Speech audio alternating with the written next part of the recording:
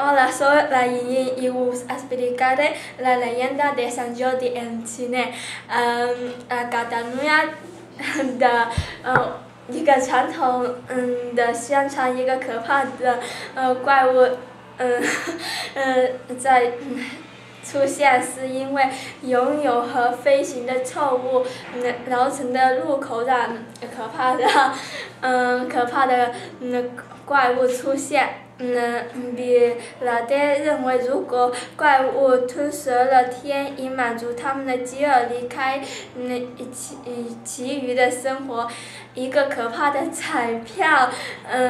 决定谁是受害者。直到有一天，国王的女儿看到了恐怖的恐龙。但是骑白马的骑士绅士呼其色来解放人的咒语龙，拯救公主